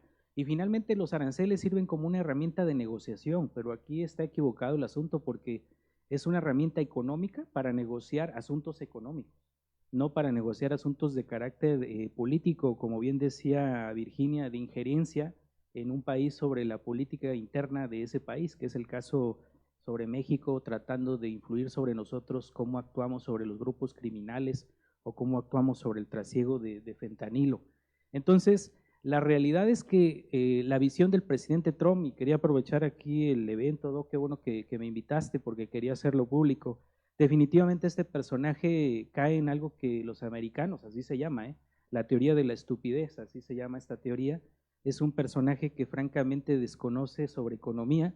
Si de repente alguien entre la audiencia dice, bueno, yo no entiendo bien lo que son los conceptos económicos, pues ahorita los Estados Unidos de América tiene el peor presidente en su historia, que definitivamente no tiene un conocimiento de la economía y claramente no le hace caso al Consejo de Asesores en materia económica. Yo creo que en la historia de ese país es la primera vez que se ve que se hace totalmente a un lado la consejería en materia económica, y él, para la gente que nos ve, está atrapado en un mundo que ya no existe, Doc, y compañeros. El mundo que ya no existe es el de los años 50. Yo creo que él todavía está pensando en esa economía americana bollante, con grandes fábricas, con una alta generación de empleo, con salarios fuertes, por cierto, producto de sindicatos fuertes, que ese escenario hoy ya no existe y que por supuesto él no promueve en la actualidad. Entonces está promoviendo un viejo América que era exitoso tras la Segunda Guerra Mundial, que fue exitoso tras el establecimiento de aranceles por allá de los años 30, con la ley que ya conocemos, estas implicaciones de Smoot-Hawley que se promovieron y que permitieron que Estados Unidos se desarrollara industrialmente, pero hoy ese escenario ya no existe. Y tan no existe es porque precisamente dejó de existir porque los americanos transitaron un modelo de libre comercio, donde, como lo decían los compañeros, creo que Iván lo dijo abiertamente, el imperio. Entonces se trataba de ya no invadir necesariamente, ya no usar la fuerza militar, sino simplemente vas a lograr tus intereses y tu bienestar lo vas a incrementar por la vía de la presión en materia económica, por la vía de la imposición a países que lo van a permitir, como es el caso nuestro, particularmente su vecino, México. Y así se hizo y comenzaron a obligarnos, porque así fue, así como hoy nos están obligando a actuar en cierta dirección. En el pasado nos obligaron a abrirnos al libre comercio, nos obligaron a romper con una política de sustitución de importaciones que teníamos, es decir, México tenía una política para industrializarse, pero no le convenía a los Estados Unidos de América y nos impuso una nueva directriz que era abrirnos al comercio, es decir, conseguir todo aparentemente desde fuera. Hoy sabemos que todo desde los Estados Unidos de América, y se estableció primero con el GATT en los años 80, luego con el Telecán en los 90, luego con el TEMEC en su primera versión, en el primer mandato de Donald Trump, y ahora lo que viene a la audiencia, se los digo, es un nuevo TEMEC, pero es un TEMEC bien extraño el que vamos a tener, porque es un TEMEC que ya no va a hablar de comercio libre. Lo que va a ocurrir es que el presidente Trump a partir de abril va a fijar aranceles diferenciados, quizás por plazos cortos, a productos específicos y sectores particulares de la economía mexicana. Ahí sí, su grupo de expertos en materia comercial, económica, va a identificar en dónde nos puede hacer más daño y seguramente por ahí es donde va a actuar ya de manera permanente, creo yo, durante el tiempo, ya 3 años y medio que le quedan de su mandato, así es como estará actuando. Y quien lo sabe muy bien, porque tenemos, creo, una buena presidenta, es la doctora Claudia Sheinbaum en el Zócalo, si la escucharon. Ella fue muy clara y ya dio, sin que a lo mejor algunos se percataran, ya dijo cuál es la conclusión de la reunión. Dijo, el escenario de aranceles va a persistir, así lo dijo en el Zócalo. Eso quiere decir que ella sabe que esta actitud del presidente continuará, que nos seguirá poniendo la bota sobre nuestro cuello, nos tendrá sumidos en el hoyo. Y entonces la decisión que ha tomado la presidenta creo que es la correcta, lo dijo también en el Zócalo. La decisión es apostar por el Plan México. Es un documento que se presentó el día 13 de enero por parte de su gobierno y que consiste básicamente en reindustrializar el país, identificar sectores y regiones estratégicas, cosa que ya han hecho, avanzar en inversión en infraestructura y pensar en este escenario no por los próximos 6 años, sino pensarlo por los próximos 30 o 50 años. Tratar de tener una economía que realmente sea dependiente y que no tenga que estar sufriendo constantemente de los embates de personajes esquizofrénicos en su comportamiento como lo es hoy el presidente Trump. Me parece que ese es el escenario, así será, así lo visualizo, y la presión va a continuar. Entonces, la mayor parte de industriales, de empresarios, desde el más grande hasta el más pequeño, ya tiene esto integrado en su plan de negocios, ya lo tiene claro que así sucederá, que esta incertidumbre va a ser permanente mientras Trump esté. Y tristemente creo que para Estados Unidos, porque digo, yo no le deseo mal a los americanos, tristemente Donald Trump está sentando las bases de la debacle del imperio. Donald Trump es lo primero que se viene en el derrumbe total de la fuerza económica imperial de los Estados Unidos de América, y le está abriendo con gran paso a China, como decíamos, a sus aliados en Asia, particularmente la India, y nosotros, si no nos aliamos con ellos, pues también podemos quedarnos fuera de la jugada. Así que yo creo que también lo que México tiene que hacer y que está planteado en el Plan México es diversificar nuestro comercio. Si Estados Unidos ya no quiere hacer negocios con nosotros, pues nosotros los vamos a encontrar en otro lado. Seguramente los chinos, seguramente los hindús serán buenos aliados para nuestro comercio, los japoneses y por supuesto los europeos allá con Joaquín. Seguramente será una buena oportunidad para nosotros, pero México ha sido resiliente, Luis, no ha sido la primera vez que está bajo ataque, y estas crisis acaban siendo oportunidades. Cuando tuvimos problemas entre los 30 y los 40, producto de guerra arancelaria, nos empezamos a industrializar, y esto va a ocurrir hoy también, es decir, vamos a tomarlo como una oportunidad, y por eso veo con alegría que el gobierno federal así está actuando, es cauto. Exactamente, los 30 años gloriosos de la economía mexicana entre 1940 y 1970. Yo creo que esto puede volver a suceder y depende de nosotros de estar unidos, de entender que se trata ya de cambiar la dirección de nuestros negocios, de nuestros consumos, buscar nuevos mercados. No va a ser fácil, porque cuando yo he tenido oportunidad de estar con empresarios, pues me ven como un loco. Es decir, hoy todos los negocios están volcados, y sobre todo aquí en la frontera, en Chihuahua, están volcados hacia los Estados Unidos de América. Entonces tú decirles que ya no vamos a llevar ningún acuerdo, ningún negocio con ellos, pues les suena algo utópico, difícil de llevar a cabo, pero hay que recordar que antes no teníamos este volumen de comercio. En el 94 comerciábamos 50,000 millones de dólares con los Estados Unidos de América. Hoy, más de 600,000 millones de dólares.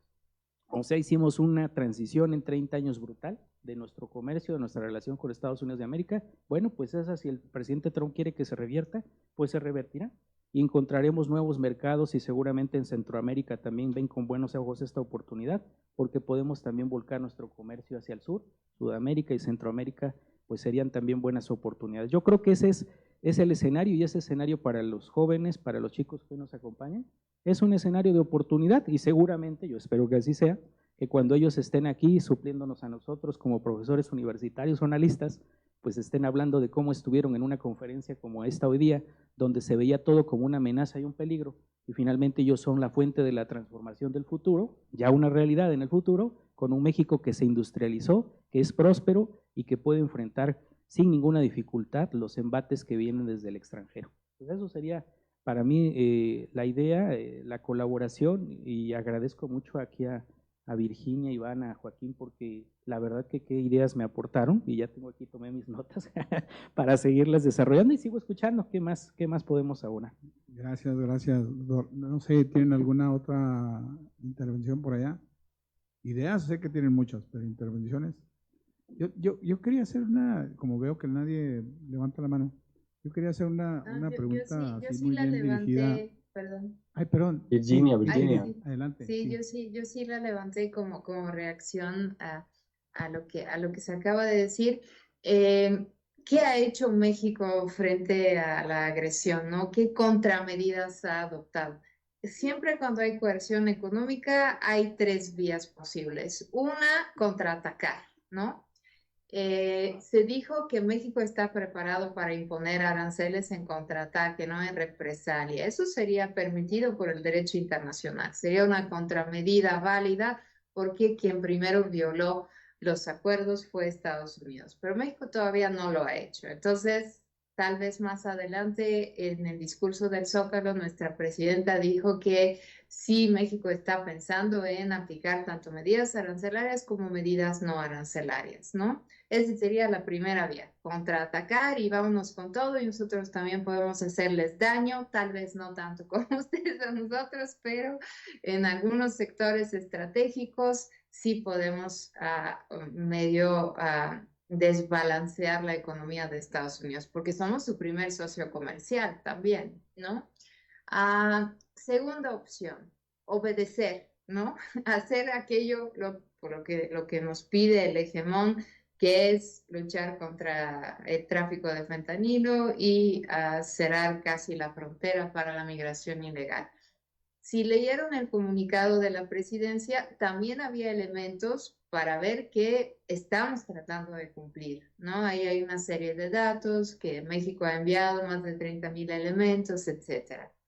Tercera vía, tratar de escaparse de ese escenario de dependencia para que, bueno, hay que decirlo así, lograr nuestra autonomía económica, ¿no? No depender ya de Estados Unidos, ser un poco más autosuficientes y diversificar nuestro comercio. Yo pienso que las tres vías están sobre la mesa ahora de los tomadores de decisiones políticas. Las tres vías se están apreciando con una visión estratégica y de largo plazo. Coincido también con lo que dijo el doctor. Y creo que hay que trabajar la respuesta mexicana desde las tres, ¿no? Desde las tres vías. México, por ejemplo, en años recientes declaró así tal cual su soberanía energética, ¿no? El plan, la reforma energética que busca eso. Actualmente México importa casi el 80% de gasolina de Estados Unidos, de gas de Estados Unidos, y el objetivo es, como bien dijo el doctor, pues volvernos a industrializar en el ámbito energético, porque efectivamente frenaron nuestra industrialización. México no estaba listo para abrirse al libre comercio, ningún país en vía de desarrollo lo estaba. Primero hay que industrializarse para poder competir, hay que ser competente, dijo Joaquín, para poder jugarle al libre comercio. Pero bueno, ahora soberanía energética. Por un lado, las medidas que se tomaron para lograrlo son altamente proteccionistas. No es exactamente nacionalizar los energéticos, pero ahí va, ¿no? Por otro lado, soberanía alimentaria. Hubo una ley que claramente declaró la soberanía alimentaria, la prohibición de importar maíz transgénico. El primer decreto presidencial que prohibió la importación del maíz transgénico decía que México lo hacía para lograr su soberanía alimentaria y ser autosuficiente en la producción de alimentos y otra vez productores de pequeña escala. Entonces, efectivamente, sí se vislumbra una contraestrategia que si se combinan bien todas esas vías, por un lado, estar listos para contraatacar, por otro lado, protegernos y proteger a nuestros productores y también a diversificar hacia, no sé si vieron, Lula da Silva nos invitó a la próxima reunión de los BRICS. Ya nos habían invitado en noviembre y la presidenta dijo que no, que nosotros estábamos en el TEMEC. Y ahora que nos volvieron a invitar, pues ahora dijo, lo vamos a pensar, ¿no? Entonces, sí, es mucha cabeza fría, pero yo también veo que se están mesurando bien las cosas para que dejemos de ser tan económicamente vulnerables frente a agresores externos. Muchas gracias, Virginia. Sí, tenemos una pregunta. Sí, ¿me ayuda, por favor? Ahí te llevan el micrófono.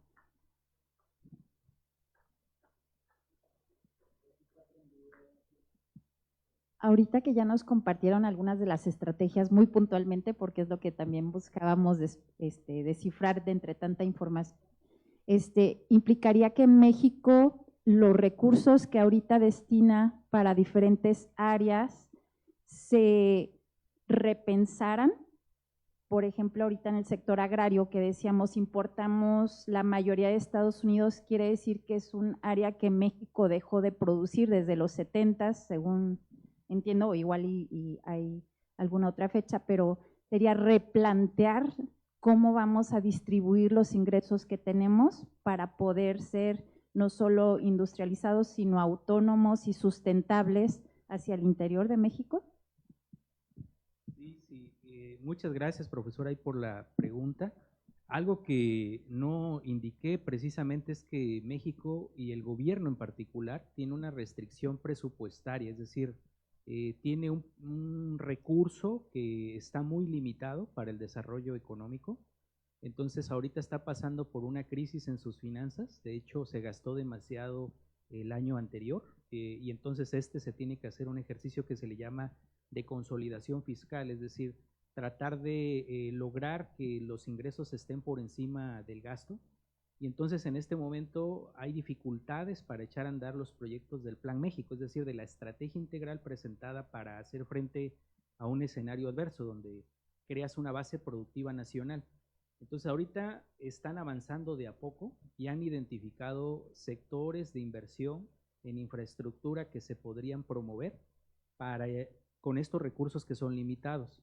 Claro que también el sector rural, el sector agropecuario se ha identificado como un sector clave para su promoción y ahí se tiene que poner especial énfasis para buscarle nuevos mercados, para generarle competencia, mejores precios, mejor calidad del producto, pero se nos va a dificultar mucho, a pesar de las buenas intenciones que haya, porque de momento no tenemos suficientes recursos y si además a eso le sumamos que la economía este año no solo no va a crecer, sino que todo parece que va a decrecer. La estimación es que esté una reducción este año de 0.5% en el Producto Interno Bruto, que es la medida grosso de la economía, en el mejor escenario, y en el peor una caída del 2%, como resultado de lo que hemos estado hablando toda esta tarde de los aranceles. Entonces, cuando la economía crece menos, entonces el Estado puede recaudar menos, porque toda la actividad económica está contraída. Entonces tiene menos recursos y por lo tanto suma lo que estoy diciendo. O sea, va a ser más difícil apoyar económicamente a estos sectores estratégicos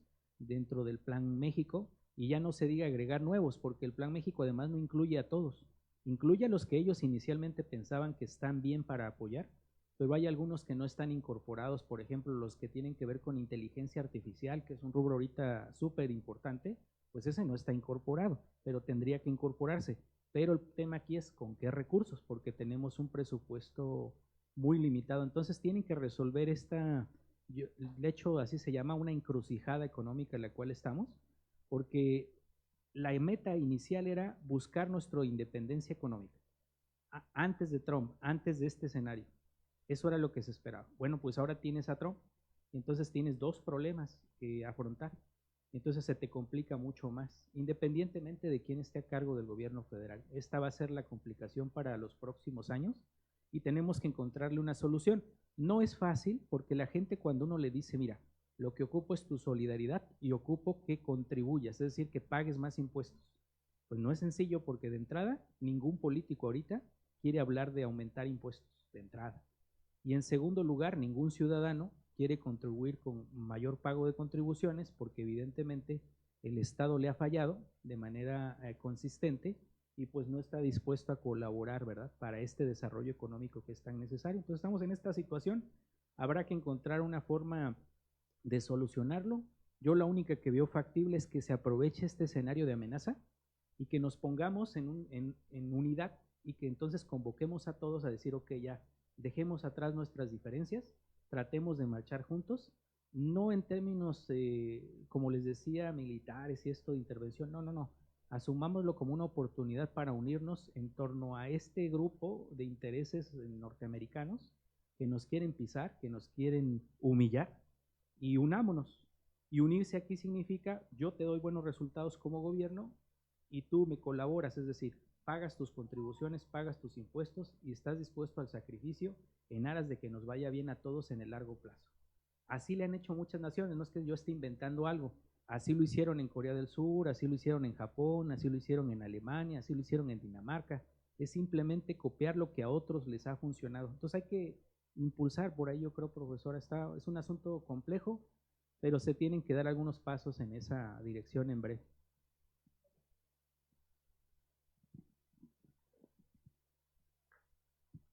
¿Y los cambios fundamentales que consideras que tenemos que hacer, por ejemplo, para educar a las nuevas generaciones?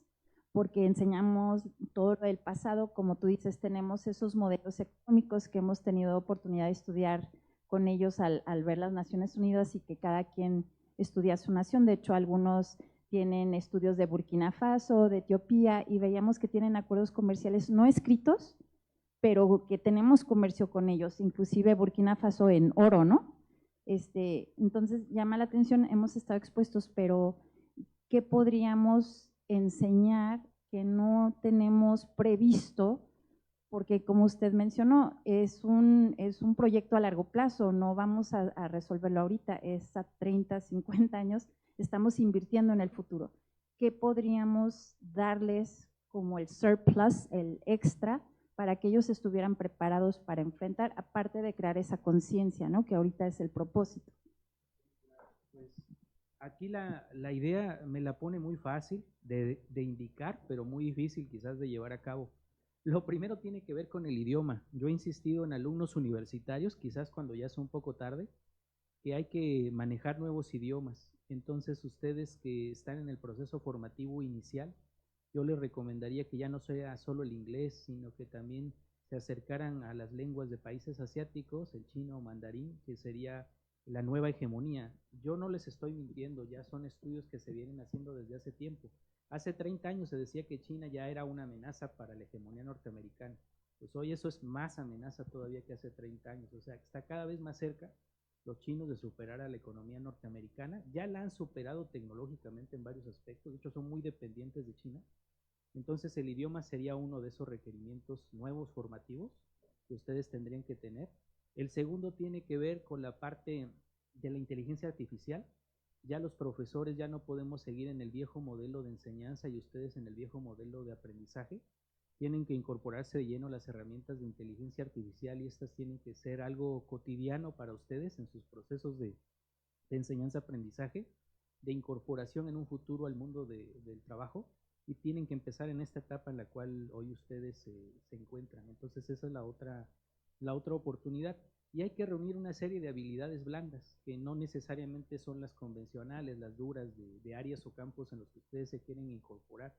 Por habilidades blandas me refiero a esto, a la solidaridad, el trabajo en equipo, la inteligencia emocional para enfrentarse a escenarios adversos, la iniciativa, que es fundamental. Y luego ya, eso sí, en habilidad formativa convencional es el manejo de un buen discurso para convencer. Hoy los líderes que están tomando decisiones en el mundo lo son porque tienen la capacidad de dominar a través del discurso, aunque este discurso sea incorrecto. Por eso el doctor Luis nos ha invitado a este evento, porque él dijo al inicio, quiero enviar un mensaje para audiencia general, que venga de expertos, de gente que realmente sabe, que se dedica a estos asuntos y que mande el mensaje de lo que está pasando realmente. Entonces lo que está pasando ahorita es que hemos dejado que el liderazgo lo asuman personas que no tienen la capacidad técnica, que no tienen la capacidad intelectual, lo hemos permitido, les hemos permitido llegar hasta ahí y hoy están cometiendo sendos errores que van a tener un costo muy grande, ya lo están teniendo, para la humanidad. Así que ustedes que están en formación tienen que capacitarse para llegar a esos puestos de liderazgo y hacer a un lado a estos personajes y tener un fuerte componente técnico que los esté respaldando en la toma de decisiones. Esa sería la solución a futuro, ¿no? Ni tan futuro, porque yo los veo a ustedes ya en unos par de años, ya están aquí con nosotros sentados en la UACJ. De allá, de los que están conectados, que nos hacen el favor, ¿quieren responder algo?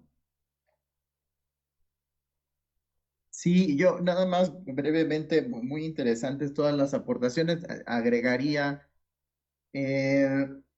dos cosas. En relación con la dependencia y las estrategias para repensar esta dependencia económica en la que nos hemos visto sumergidos desde los 90, hemos hablado de soberanía alimentaria, de soberanía económica, pero sería muy importante pensar en términos de soberanía tecnológica. México es, en términos generales, un país que implementa la tecnología, la instala, la adapta, le da mantenimiento, pero no estamos produciendo tecnología y eso genera uno de los elementos que mayormente nos coloca en una situación pues de vulnerabilidad frente a Estados Unidos. Yo creo que uno de los grandes éxitos de China ha sido en pocas décadas lograr desarrollar su propia tecnología y dejar de depender de tecnología extranjera. De hecho,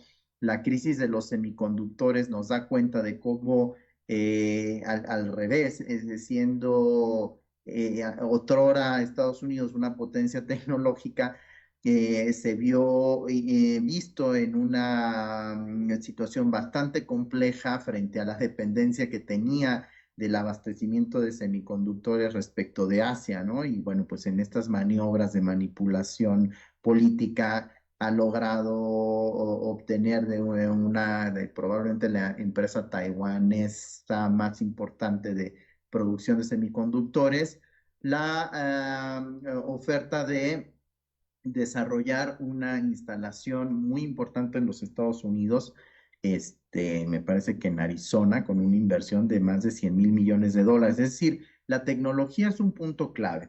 Ese es el punto. Y luego, respecto a lo que preguntaba la colega en el público sobre la necesidad de repensar, redireccionar los presupuestos del Estado para pensar en otros mecanismos, fundamentalmente en la reindustrialización de México, yo agregaría que también será estratégica y fundamental la participación del sector privado, de la industria privada, para detonar la proyección de nuevos horizontes económicos en el país.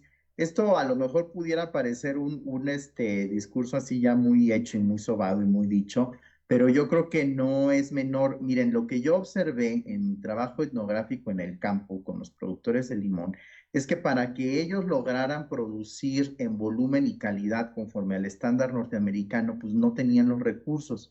Y los recursos los obtenían a partir del crédito. ¿Y quiénes les dotaban de crédito? Oh, sorpresa, la propia iniciativa privada, los intermediarios que colocaban el limón o que colocan el limón mexicano de estos pequeños productores en Estados Unidos, o sea, que se lo venden al gran grupo global, Robinson Fresh, son los que le otorgan crédito para agroinsumos a los pequeños productores. Es decir, la industria privada siempre ha tenido un gran interés en desarrollar la economía. Yo creo que esa es una de sus grandes responsabilidades y habría que generar mecanismos para apoyarles. Esto tampoco es nuevo, pues eso es algo que está establecido en el artículo 25 de la Constitución como parte de la panorámica del Estado mexicano respecto a la proyección del desarrollo nacional con la participación del sector público, privado y estatal. Pero yo creo que será muy importante pensar en el sector privado como un agente estratégico, así como al principio hablaba de las empresas multinacionales como agentes hegemónicos. Ahora hablo de la empresa privada como un sector estratégico para detonar el desarrollo nacional y pensar en nuevas trayectorias que nos permitan dejar atrás estas relaciones de dependencia frente a los grandes hegemones económicos globales. ¿Qué habrá que hacer? Bueno, construir políticas públicas que efectivamente permitan la participación y que hagan atractivo la inversión en México. Yo creo que hay buena disposición. Hace unas semanas escuché las declaraciones de la conferencia anual que Fundación Slim y bueno, pues el ingeniero Carlos Slim da anualmente, y creo que hace algunos comentarios que permiten pensar y observar con claridad que hay buena disposición para generar proyectos de inversión que permitan hacer un cambio, pero pues bueno, creo que estos proyectos de inversión tendrán que también estar ligados a compromisos del Estado muy específicos en el desarrollo de infraestructura, de seguridad, de transparencia, en la asignación de recursos, concesiones, etcétera. Y yo creo que ahí entonces también los desafíos serán fuertes para que enfrente la administración actual de la Presidencia de la República, pero yo creo que hay mecanismos que pudiéramos estar pensando de cara a dejar atrás estas relaciones de dependencia y esta política de amenaza que nos tiene con un pie encima, ¿no? Como ya retrataban los colegas de esta mesa. Y bueno, pues agradecer el espacio y bueno, hasta ahí lo dejo.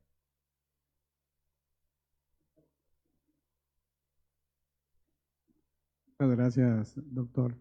Virginia, unas últimas palabras, si quieres, por favor. Yo creo que hay que darle la palabra a Joaquín. Tiene su mano levantada. Ah, sí, Yo perdón. también agradecer mucho el espacio. No, es que no veo si está levantada. Bueno, Yo Joaquín. tampoco veo mi mano levantada. Le doy No, perdón. porque quiero Entonces hablar ya de vez en cuando, pero no la veo. Pero sí quiero hablar, ¿eh? Ah, pero, venga. Pues tú terminas, Virginia, después. Tú terminas. Porque hemos entrado en los últimos minutos en la huida de los Estados Unidos y en la recuperación de nuestras soberanías. Soberanías en todas sus dimensiones, ¿no? La soberanía política, soberanía económica, alimentaria, energética, tecnológica, claro. Es casi como escribir la carta a los Reyes Magos, ¿no? Es decir, que queremos no ser autárquicos, pero sí no depender de terceros, ¿no? Y menos de los Estados Unidos de América. Pero claro, eso es, de alguna forma, decir, deshacer el camino que hemos avanzado en buena medida en sectores donde, bueno, es cierto que no son ideales, regulaciones ideales, porque siempre hay tiras y aflojas en las negociaciones, pero en el comercio internacional, ¿no? Que es el motor del enriquecimiento, ¿no? A través del comercio desde siglos, el comercio es el que ha permitido enriquecimientos mutuos, ¿no? Es cierto que el comercio requiere, y eso lo hemos conseguido en las últimas décadas, requiere de reglas que doten de estabilidad y fiabilidad a las relaciones comerciales. Y antes, coincidiendo con Virginia, en las estrategias posibles, la primera que se viene a la cabeza es retaliar, ¿no? Es decir, represaliar, tomar medidas de contraataque, que son las contramedidas. Pero justamente en el comercio internacional hay un avance excepcionalmente en el sentido de que esas contramedidas no se dejan al albur de la percepción o apreciación unilateral de cada Estado, sino que se someten a un procedimiento institucionalizado, ¿no? Y multilateral, a través de órganos terceros, grupos, primero las consultas, el grupo especial, el órgano de apelación, el órgano de solución de controversias, etcétera, etcétera. Y eso permite dar, a su vez, estabilidad a las relaciones comerciales y al derecho internacional, ¿no? Porque dejarlo todo a la apreciación unilateral de los estados de que tú, yo, no, pero tú antes que yo, tal, es llevar una espiral de apreciaciones subjetivas y unilaterales que desembocan en incumplimientos y en violaciones del derecho internacional, las normas internacionales, ¿no? Entonces, si se encauza a través, claro, eso se ha conseguido muy excepcionalmente, pero es verdad que ante un socio hoy, si es socio tan poco fiable como Trump, que utiliza la economía y el comercio y los aranceles como arma arrojadiza para conseguir beneficios no solo económicos, sino también en otros ámbitos, quizás nos obligue a prescindir de los Estados Unidos de América. Europa, la Unión Europea, tiene que prescindir cada vez más de la OTAN. No vamos a conseguir un ejército europeo de la noche a la mañana, como se quiso hacer hace ya 70 años, en 1953, 54, y fue un desastre, fue un fracaso, pero sí, bueno, después se ha desarrollado desde 1992, 1997, 2001, 2007, se ha desarrollado una política común de seguridad y defensa. Lo que pasa es que hay que ir dando pasos ahora de gigantes hacia esa política común de seguridad y defensa que termine en una defensa común. Porque nuestra dificultad, a diferencia de México, es que nosotros somos 27 estados que no son plenamente soberanos, pero que mantienen su soberanía. Y, por ejemplo, en la política común de seguridad y defensa permanece la unanimidad como forma de adopción de decisiones en el Consejo. Con lo cual, imagínense que, claro, con que solo un Estado no se abstenga constructivamente, sino que vote en contra, que muchas veces se hace para tomar rehenes en otra negociación o de cara a obtener beneficio en otra negociación, pues es muy difícil, ¿no? Pero la cuestión es que, de alguna forma u otra, quizás los Estados Unidos de América nos están tirando los brazos de los BRICS y de China. Nos están arrojando y nos están diciendo, miren ustedes, yo no soy fiable, yo voy a utilizar mis herramientas para coaccionaros, violentaros si quieres, agrediros económicamente, comercialmente, estratégicamente, energéticamente, y tenéis la puerta abierta. Allí, si os quieren en China, en Brasil, en Rusia, bueno, la Unión Europea, es que se ha posicionado demasiado frontalmente con Rusia. Y claro, cuando estaban los Estados Unidos de América también, bueno, vale, pero ahora que los Estados Unidos de América retroceden y miran con otros ojos a Putin, pues la Unión Europea, ¿qué sentido tiene? Que se debería replantear. Lo que pasa es que, claro, hay muchos valores de por medio, ¿no? Es decir, vamos a consentir la agresión de Rusia a Ucrania, vamos a consentir que Rusia se quede con parte de un territorio de un Estado soberano independiente cuya integridad territorial es garantizada también por la Carta de Naciones Unidas. Sí, es que no es fácil una solución airosa para los valores y para el derecho internacional, ¿no?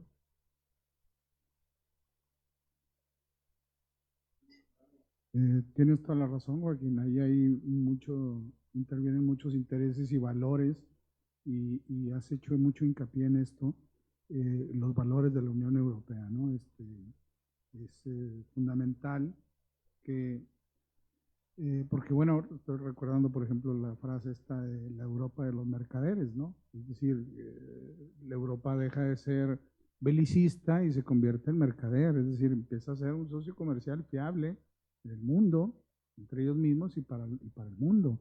Entonces, y la democracia y otros valores, entonces, claro,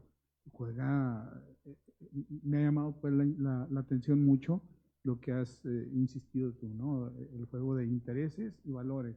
Y cómo me muevo en ese, como Unión Europea, cómo me muevo dentro de ese abanico para responder a ciertas situaciones.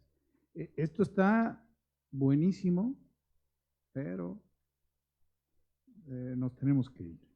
Pero está buenísimo. Pero ¿qué les parece? Miren, yo he escuchado en muchos analistas y cosas, ¿no? Que nos estamos enfrentando a un nuevo dilema y tal vez me recuerda un poco a Humberto Eco cuando con el título del libro de Globalizados y Globalizadores, o al revés, Globalizadores y Globalizados, no recuerdo. ¿Qué les parece si seguimos, si los invito a una próxima reflexión, no sé para cuándo, les prometo? ¿Quieres hacer una pregunta? Sí, ay, claro, sí, adelante, por favor. Mientras yo los obligo a que acepten la invitación, ¿eh? ¿Qué les parece si hacemos otro foro de análisis que se llame Soberanismo contra Globalismo, ¿no? Que en el fondo parece que es de lo que se trata, ¿no? ¿Cómo ves como título? Competir en medio de la interdependencia. Ándale, algo así. Me parece mejor lo tuyo. Bueno, por favor, la pregunta. Adelante. Aceptamos sin que nos tengas que coaccionar. Pero eso que tiene que ver, hombre. Gracias. Adelante. No, pues buenas tardes. Pues ahorita estaba yo comentando aquí con mis compañeros Bruno y Danny Boy que estábamos pues aquí volviendo otra vez con el tema de los aranceles. Pues a ver si me deja aquí. ¿En qué medidas de represalia ha implementado México en respuesta a los aranceles estadounidenses y cómo podría impactar estas medidas a la economía de ambos países?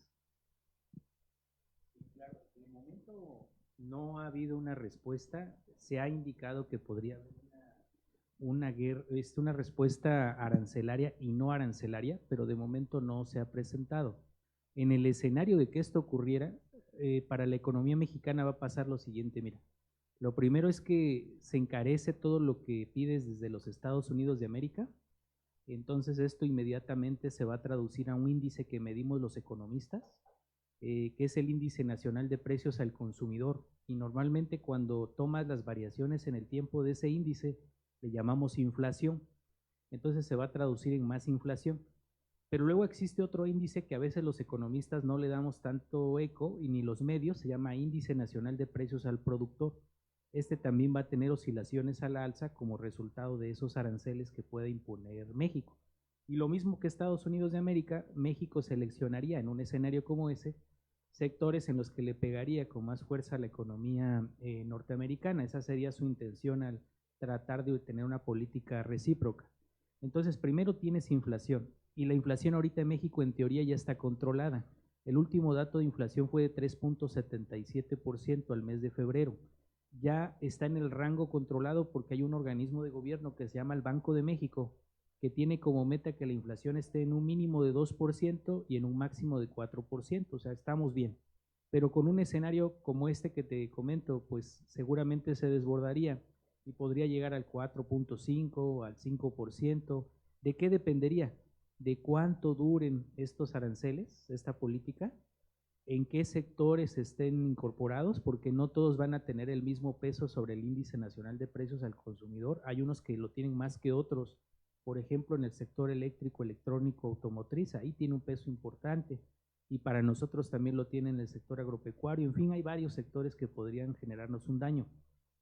Y luego el segundo efecto tiene que ver con lo que dije hace un momento cuando le respondí a tu profesora en el asunto del crecimiento. La economía mexicana debe de crecer para que este crecimiento se refleje en más oportunidades, particularmente laborales. Si la economía mexicana no crece o decrece, pues eso quiere decir que las oportunidades se contraen, que desaparecen. Es decir, generaría un escenario también de pérdida de empleo. Ahorita se está estimando, ya te dije dos cosas más, bajo crecimiento o decrecimiento y también pérdida de empleo. Ahorita el gobierno, en el mejor de los escenarios, dice que vamos a generar entre 400,000 y 600,000 empleos formales en 2025, pero ese era antes de todos estos anuncios que hoy nos han traído aquí. Ahora se esperan entre 100 y 200,000 empleos formales en 2025. Eso es una cifra ridícula porque México necesita en promedio anual 1,400,000 empleos formales. Entonces estaríamos a años luz de la meta de generación de empleo formal. Cuarto efecto, si la gente no consigue trabajo, como tiene que llevar el pan a la mesa, va a tener de dos, y se incorpora actividades informales que son benignas o se incorpora actividades delincuenciales para poder llevar el pan a la mesa. Entonces tendrías otras consecuencias, aumento de la inseguridad y de la violencia producto de esta situación, porque habrá algunos que decidirán dedicarse a actividades negativas para la sociedad, y también pérdida, lo que decía hace rato, que se ocupa, necesitas impuestos, ¿no? Pero si la gente se te está lanzando a trabajar a la informalidad, producto de las circunstancias, pues con menos razón vas a poder tener acceso a esos ingresos. Entonces se genera lo que llamamos un círculo vicioso en la economía mexicana, es decir, se fortalece esta situación negativa y nos cuesta mucho, nos mete en una trampa para poder salir de ella. Entonces empieza a haber ya otras consecuencias ya más a largo plazo, todo depende de cuánto duren los aranceles. Nos lleva a una situación de más pobreza y evidentemente a una que nunca dije, por cierto, desigualdad. ¿Por qué? Porque hay gente en México cuya fortuna no se va a ver alterada. Y entonces esos van a seguir importando todo desde Estados Unidos como si nada pasara, porque tienen tanta riqueza que en realidad no les cuesta nada pagar 25 o 50% más, van a seguir importando. Y en cambio vamos a estar la gran mayoría, que nada más vamos a estar viendo cómo estos disfrutan de todos esos satisfactores que vienen desde Estados Unidos y a los cuales nosotros no tenemos acceso. Esta misma película se va a ver en Estados Unidos de América, donde también habrá aranceles. La desigualdad se va a incrementar en los dos países, y ahí ya es brutal, ¿eh? Ahí ya es brutal. Hay un colega que se llama Joseph Stiglitz, que deberían de leer, que tiene varios libros. Uno se llama precisamente esto, El país del 1%, donde habla sobre la desigualdad que existe, y ese 1% es justamente el que ahorita está apoyando a quien está tomando estas decisiones tan erráticas, del que decimos que seguramente en algún momento va a perder el apoyo de estos, porque estos van a ver fracturada su fortuna. y en algún punto lo van a hacer dar marcha atrás. Pero bueno, eso es un poquito ahí para comentarte. La historia de consecuencias sigue porque esto en economía es dinámico. Es decir, y además tiene cierto retardo cíclico, tiene retardos, porque una vez que se pone en marcha una política comercial de este tipo, pues no es que veamos el efecto ya para mañana. Hay algún retardo en la visualización del efecto, pero finalmente lo vemos. Y lo que es peor, ya una vez que se ve, el efecto se mantiene a mediano y a largo plazo. Es decir, una vez que tienes un efecto negativo, el costo no solo es ahora, sino es varias generaciones después. Ese es el problema realmente. Muchas gracias. Muchas gracias por su atención. Colegas que tenemos ahí conectados vía virtual, muchas gracias por acompañarnos. Y bueno, no todos se manifestaron, pero supongo que su silencio es afirmativa ficta. Así que lo tomo así. Pronto los convocaré para seguir hablando de estos temas. Muchas gracias. Les mando un abrazo desde aquí, desde Ciudad Juárez. Muchas gracias, un abrazo Un hasta el abrazo. norte. Buen día. Hasta pronto. Igualmente, gracias a ustedes que estuvieron aquí y nos acompañaron. Laura Mandujano, muchas gracias por acompañarnos y enriquecer con tus preguntas y con tus participaciones esta charla. Porque quiero traer a mi sobrina para que estudie ahí. Si están también los estudiantes, quisiera que mi sobrina... Sí, yo te lo recomiendo. No, tráetela. No está que ni mandarse. Sí, voy a hacer el anuncio. Es Comunidad San Pablo Montessori. Comunidad Montessori San Pablo. Y ahí nos acompañan. Órale.